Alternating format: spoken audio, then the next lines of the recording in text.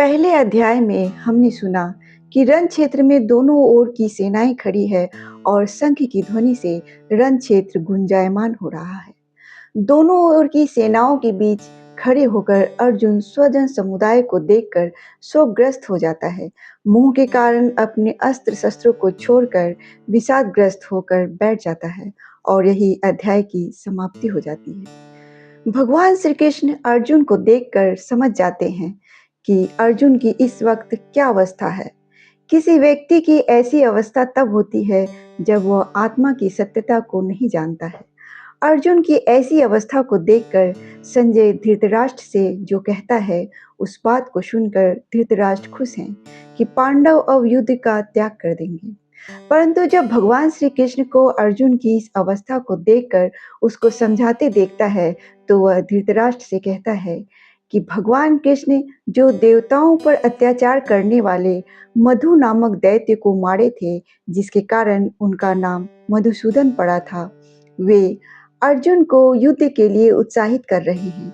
ऐसी अवस्था में आपके पुत्रों की जीत कैसे हो सकती है? आपके पुत्र अत्याचारी हैं और अत्याचारियों का विनाश करना भगवान का काम है। अतः हे राजन, अभी भी समय है, अपने पुत्रों को समझाकर संधि कर लें, तो इनका संहार रुक जाएगा। नमस्कार, मैं सरिता प्रसाद आप सभी का अपने चैनल पर स्वागत करती हूँ। तो आइए सुनते हैं अध्याय 2 श्लोक संख्या 1 को काव्य के रूप में। तं तथा कृपया पिष्टम श्रुपूर्णां कुलेच्छनं विसीदन्त मिद्रं वाक्यमुवाच मधुसूदनः। भौतिक पदार्थों के प्रति करुणा, भौतिक पदार्थों के प्रति करुणा, शोक, अश्रु और दया लक्षण है आत्मा को नहीं जानने का, सही रूप में नहीं पहचानने का। कभी कृष्ण ने मधु नाम असुर को मारा था, राक्षस जन्म से उसे उबारा था। आज अर्जुन के अज्ञान रूपी राक्षस की बारी है।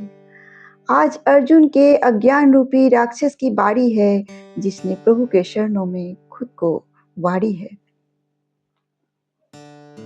हृदय से अर्जुन ने कृष्ण को पुकारा, हृदय से अर्जुन ने कृष्ण को पुकारा, हे प्रभु आओ दो मुझे सहारा।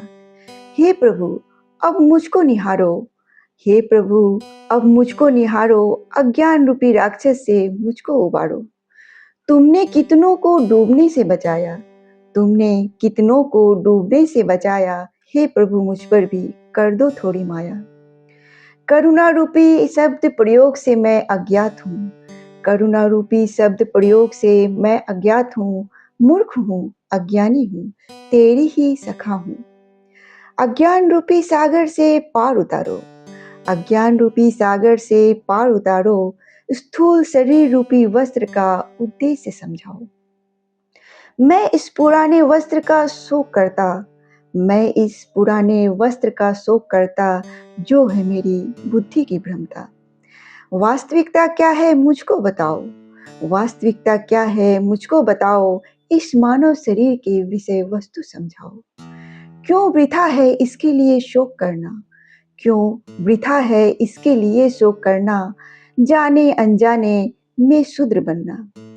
अज्ञान रूपी अंधकार मिटाओ, अज्ञान रूपी अंधकार मिटाओ, हे कृपा सिंधु मार्ग दिखाओ।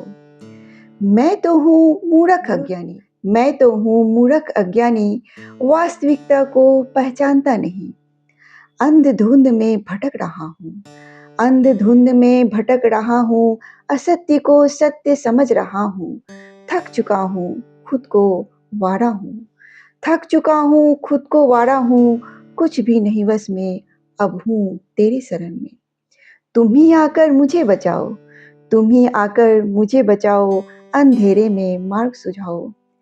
सत्य असत्य को मैं नहीं जानूं, सत्य असत्य को मैं नहीं जानूं, वास्तविकता को ना पहचानूं। मुझको अब तो आन बचाओ, मुझको अब तो आन बचाओ, तुम्हारी महिमा तुम ही बताओ। सत्य है क्या मुझको समझाओ, सत्य है क्या मुझको समझाओ। अध्याय 2 के अगले श्लोकों को सुनने के लिए मेरे चैनल से जुड़े रहें। धन्यवाद।